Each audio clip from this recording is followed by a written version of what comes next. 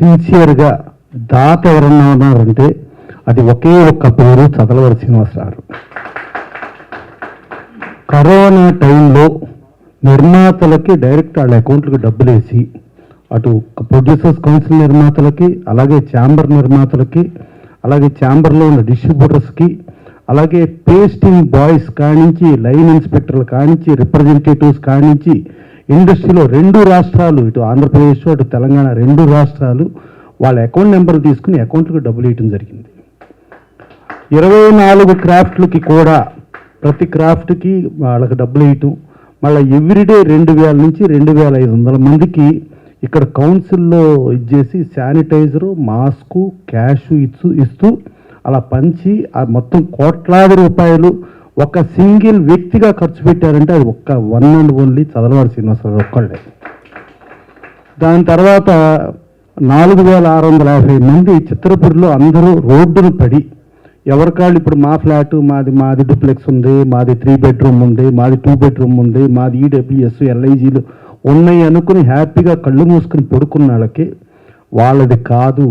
Already state bank of India 3 సార్లు auction notice ఇచ్చి, ఇక 4వసారి ఆక్షన్ నోటీస్ ఇస్తే ఆటోమేటిక్గా అది వేరే వాళ్ళు, ఏ అంబానీను కొనుక్కోవచ్చు, ఏ ఆదానీను కొనుక్కోవచ్చు, ఎవరో ఒకరు కొనుక్కుని పోలీసులే దగ్గరుండి మొత్తం కూల్చేసి అక్కడ ఉన్న వాళ్ళందరినీ రోడ్డున పడేసే పరిస్థితి వస్తే 4650 మంది రోడ్డు మీద పడతారని చెప్పి అప్పుడు శ్రీనివాసరావు చెబితే, శ్రీనివాసరావు దగ్గర 2 అడ్వకేట్స్ ఉంటారు, వాళ్ళు చెప్పింది మాత్రమే ఆయన చేస్తారు, వాళ్ళు చెప్పండి ఏం చేయరు. వాళ్ళిద్దరూ క్లియర్గా మీరు డబ్బులు ఇవ్వడానికి వీలు లేదండి అని చెప్పినా కూడా 4650 మంది రోడ్డును పడకూడదని కొన్ని కోట్లాది రూపాయలు ఆ రోజునిచ్చి వాళ్ళ మనశ్శాంతిగా 4650 మంది అక్కడ పడుకొని అక్కడ హ్యాపీగా వాళ్ళ ఇళ్లలో ఉంటూ, ఇంకా దీంట్లో అన్ని కోట్ల స్కాములు జరిగినాయి, ఇన్ని కోట్ల స్కాములు జరిగినాయి అని ఆ మినిస్టర్ల దగ్గరికి ఈ మినిస్టర్ల దగ్గరికి తిరుగుతూ ఇంత జరగటానికి కారణం చదలవారి శ్రీనివాసరావు ఇచ్చిన డబ్బులతో ప్రశాంతంగా ఉండటమే. సో అదే కాకుండా ఈ మధ్య జర్నలిస్టుల సోదరులకు కూడా 100 ఫ్లాట్లు కట్టి రిజిస్ట్రేషన్ కూడా నేనే చేసి నేనే ఇస్తాను అని చెప్పి ఫిలిం క్రిటిక్స్ అసోసియేషను, అలాగే వెబ్సైట్లు కానీ లేకపోతే ఛానల్స్ కానీ 2 గ్రూపుల్ని కూడా పిలిచి అందరూ సమిష్టిగా మీరు ఒక దీనికి రండి అని అంటే, దాని మీద మన ఛానల్స్ వాళ్ళు ఒక 3 కమిటీ అనేసి రాంబాబు గారిని, రఘు గారిని, లక్ష్మీనారాయణ గారిని వాళ్ళ 3 కమిటీ అనుకున్నారు. సరే, అలాగే బేటా ప్రసాద్ గారు వాళ్ళు కూడా ఒక 3 ఇస్తే వాళ్ళని చూసి దాని నుంచి అజయ్ గారు అందరూ కూర్చుని ఎవరెవరికి నిర్ణయం చేసుకుంటే రిజిస్ట్రేషన్ కూడా చేసిస్తానని చెప్పి జర్నలిస్ట్ సోదరుకు కూడా ఆయన ప్రామిస్ చేయడం జరిగింది. దాని తర్వాత డైరెక్టర్స్ అసోసియేషన్ ఎలక్షన్ జరిగితే ఆయన ఆశీర్వదించిన వాళ్ళు 100కి 100% విన్ అయ్యారండి. విన్ అయిన తర్వాత ఆయన కృతజ్ఞతలు చెప్పుకుందామని చెప్పి ఉగాదికి వస్తే అప్పుడు నేను ఒక 30 కోట్లు ఇస్తా, ఈచ్ సినిమా ఒక 3 కోట్లు అనుకుని ఒక 10 సినిమాలు మీరే సెలెక్ట్ చేయండి. మీరు అంటే సాయి రాజేష్ గారు కానీ, విఎన్ ఆయిచి గారు కానీ, వాళ్ళందరి మీద, సముద్ర గారిని కానీ, వీళ్ళందరి మీద నమ్మకంతో మీరు డైరెక్టర్స్ అసోసియేషన్ నుంచి మీరు సబ్జెక్ట్స్ సెలెక్ట్ చేసి ఆ సెలెక్ట్ చేసిన సబ్జెక్ట్స్తో ఆయన జనరల్గా ఏంటంటే ఇప్పుడు ఆయన ఫోన్లో 2 ఫోటోలు ఉంటాయండి, ఒకటి ఎన్టీ రామారావు ఫోటో, ఒకటి రామోజీరావు ఫోటో. సో ఈ రామోజీరావు ఫోటో కిందేమో రామోజీరావు గురువు మాస్టర్ ఈనాడు ఎండీగా ఉన్నారు, తర్వాత ఆర్ఎఫ్సి ఎండీగా ఉన్నారు, రామ్మోహన్ రావు ఇల్లు ఆయన కొన్నారు, ఇక్కడే జూబ్లీహిల్స్లోనే ఉంది, ఆ ఇంట్లోనే స్టోరీ సిట్టింగ్స్ పెట్టుకోమని చెప్పి ఆ ఇల్లు చెప్పారు. తర్వాత రామారావు గారి ఫోటో కింద మద్రాసులో ఎన్టీ రామారావు గారి ఇల్లు, ఏ ఇల్లు అయితే తిరుమలలో తిరుపతి దర్శనం చేసుకుని అక్కడి నుంచి రామారావుని చూస్తానికి వచ్చిన ఏ ఇల్లు అయితే ఉందో ఆ ఇల్లు కూడా చదలవారి శ్రీనివాసరావు కొన్నారండి.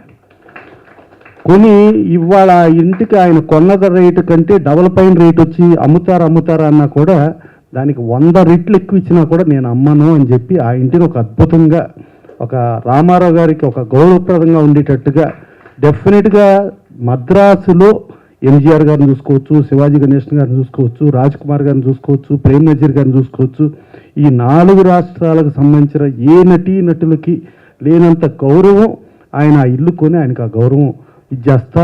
ఇక డైరెక్టర్స్ అసోసియేషన్కి ఏమో ఇది చెప్పారు, చెప్పి ఏదుండా ఇండస్ట్రీలో ఏదుండా నేను ఏదుండా మీ అందరికీ అండగా ఉంటా అని చెప్పి అలా భరోసా ఇచ్చి, ప్లస్ ఇది కాకుండా ఎలక్షన్లో నిలబడినప్పుడు కూడా సాయి రాజేష్ గారు, వీణ ఇచ్చి గారు ఏదో కాకతాళీయంగా జనరల్గా మనం పొలిటికల్గానో లేకపోతే గెలుపు కోసమో ఏదో తెలిసినవి తెలియనివి ఏదో వాగ్దానాలు చేసేసి మనం గెలిచేయటం ఇంపార్టెంట్ అని చూస్తాం, కానీ వీళ్ళు గెలిచేయటం ఇంపార్టెంట్ అని చూడలేదని. ప్రాక్టికల్గా ఎలా వీలవుతుంది, ఎవరెవరితో మాట్లాడాలి, ఒక సినిమా రిలీజ్ చేయాలంటే ఆ సినిమా రిలీజ్కి ఏ బ్యాచ్ని పెట్టుకోవాలని వాళ్ళ బ్యాచ్లతో మాట్లాడి వాళ్ళకి నచ్చితే సినిమా కొనేటట్టు, నచ్చకపోతే హెల్ప్ చేసి రిలీజ్ చేసేటట్టు అట్లా ప్రతిదీ మాట్లాడి వాళ్ళు ప్రామిసులు చేయడం జరిగింది. వాళ్ళ ప్రామిసులు నమ్మి ఓటర్లు పర్ఫెక్ట్గా వాళ్ళకి తీర్పు ఇవ్వటం జరిగింది. ఇక సాయి రాజేష్ గారు అయితే దాదాపు 1020 ఓట్లు పోలైతే ఆయనకు అపోజిషన్ నిలబడిన ఆయనకి 76 ఓట్లు వచ్చినాయండి. అంటే ఏ రేంజ్లో నమ్మారో ఇక అర్థం చేసుకోండి. అంత స్వీప్లో వీళ్ళని గెలిపించారు. ఎవరి లోపలికి వెళ్ళినా బయటకు వస్తే గుద్దేశానండి అని చెప్తున్నారు. సరే నేను చెప్పే ఏదో ఒక 600-800 వచ్చేటట్టు ఉన్నాయని మెజారిటీ అని చూస్తే చాలా భారీ మెజారిటీలతోనే వీళ్ళందరూ గెలిచారు. వీళ్ళని వాళ్ళు నమ్మి ఆ నమ్మకానికి తగ్గట్టు వీళ్ళు ఇచ్చేస్తే వాళ్ళకి ఆ చదలవాడ శ్రీనివాసరావు ఒక అదృష్టమైన ఒక వరంలాగా ఇచ్చి ఆ వరంతో కూడా ముందుకెళ్ళటం, దీన్ని ఇన్స్పైర్ అయ్యి ఇంకెంతోమంది ముందుకు రావాలి. డెఫినెట్గా ఒక్క చదలవాడ శ్రీనివాసరావు ఒక్కళ్ళు చేస్తే కాదు, ఇండస్ట్రీలో అందరూ చెయ్యాలి. గతంలో కూడా ఆయన కరోనా టైంలో ఏ ఒక్కళ్ళు చేయటం కాదు, మనం ఛాంబర్ తరపున చేద్దాం, ఛాంబర్ తరపున చేస్తే ప్రతి ఒక్కళ్ళు డొనేషన్లు ఇస్తారు, డొనేషన్లు ఇస్తే ఇంకెక్కువ చేయొచ్చు. ఇంకా రామోజీరావు మనం ఛాంబర్ తరపు నుంచి చేస్తే రామోజీరావు ఒక 10 కోట్లు ఇస్తారు.